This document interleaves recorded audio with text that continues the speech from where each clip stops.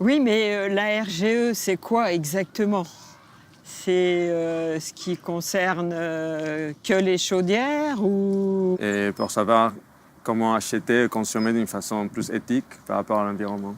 Alors, pour moi, reconnu garant de l'environnement, ça pourrait être plutôt rassurant.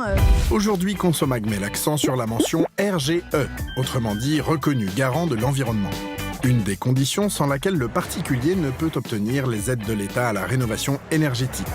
Ainsi, si vous voulez changer votre chaudière, installer une pompe à chaleur ou encore refaire l'isolation de votre toiture, cette mention peut vous rendre éligible au crédit d'impôt pour la transition énergétique et à l'éco-prêt à taux zéro, entre autres.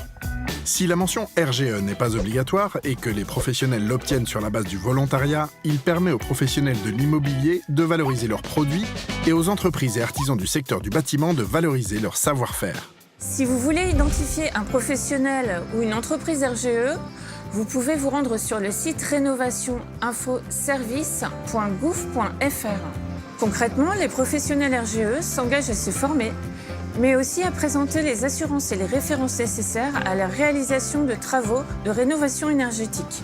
A priori, c'est donc un gage de qualité du travail réalisé. Pour obtenir ce label, les professionnels doivent effectuer une formation agréée dans leur secteur. Il faut aussi savoir que cette qualification est valable 4 ans et qu'elle doit être actualisée afin d'être conservée. Mais attention, car des abus existent. Des professionnels se disent RGE mais ne le sont pas. À vous d'être vigilants. Par exemple, en cas de démarchage d'un artisan, avant de signer un contrat, prenez bien le temps de vérifier que cette mention existe.